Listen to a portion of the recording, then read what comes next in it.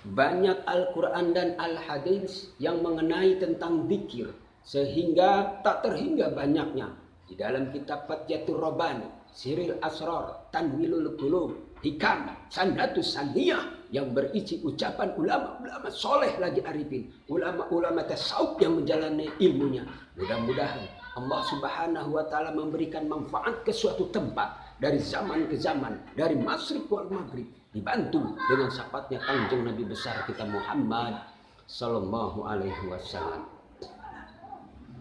Oleh karena itu, kalimat dahsyatnya la ilaha illallah, kalimat nafi dan isbat, adalah kalimat perkataan yang tidak mengakui semua Tuhan-Tuhan dan menetapkan pengakuan kita kepada yang esa, yang satu, yang yalalib walam yulad. Zikir yang paling utama, zikir yang paling berbekas pada diri manusia, zikir yang paling abdal tidak lain adalah kalimat la ilaha illallah.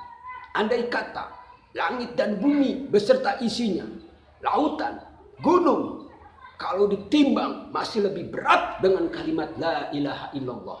Jibril tidak sanggup, gunung tidak sanggup, laut tidak sanggup, diserahkan kepada kanjeng Nabi besar kita Muhammad sallallahu alaihi wasallam. Ini adalah summa maqala lau jaqailu la ilaha illallah bikurabil ardi junuban la ghafarallahu dzalik.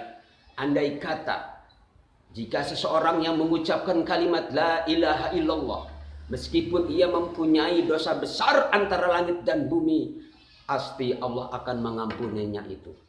Nah, ini adalah kalimat thayyibah, kalimat yang dapat mensucikan diri pada manusia serta membersihkan dari sifat syirik jali dan syirik khafi. Juga kalimat tauhid la ilaha illallah membuka hati manusia daripada hijab yang tersangkut dari suatu benda materi serta membersihkan jiwa seseorang dari sifat kekotoran dan kebinatangan. Kalimat nasbi dan isbat la ilaha illallah kecil bentuknya tapi meliputi langit dan bumi, meliputi seluruh hati dan jiwa. Masya Allah, kalimat la ilaha illallah. Cuman la ilaha illallah yang mana dulu? Kalau la ilaha illallah syariat, bukan galeng begini, itu ada guru mursyidnya, ada 7 latifah, la dari jantung tarik ke atas ke otak, turun ke bawah buah susu, tarik lagi ha illallah ke kalbu, melalui latifah kalbi, latifah ruh, latifah sirri, latifah hafal, latifah nafsi, latifah qalb, banyak seluruh.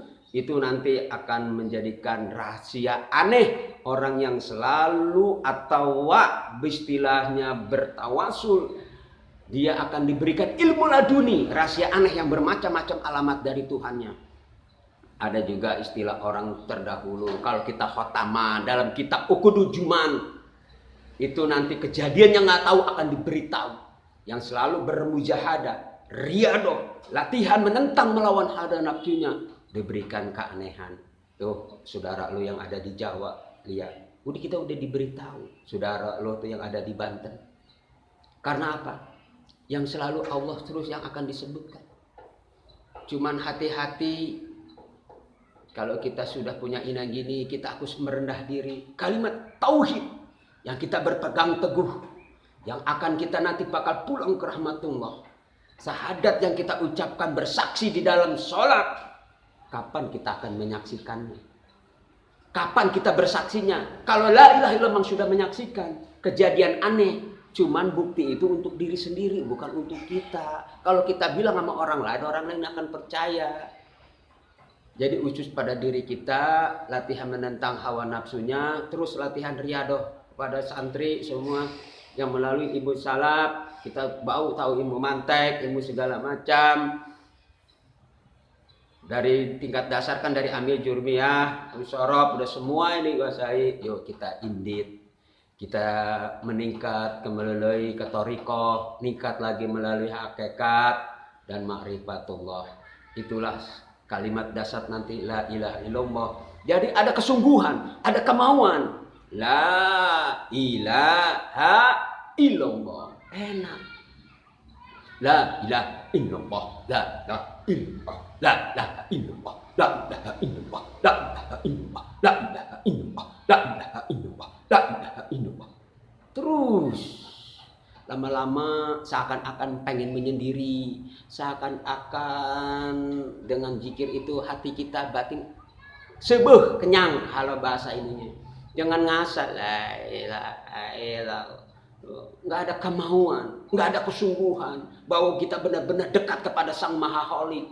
Allah gempur semua. Innala taquluba lastasdib kama sahihka bizikrillah. Sesungguhnya hati itu kotor bagaikan besi, namun tidak lain untuk menghancurkannya dengan kalimat la ilaha illallah.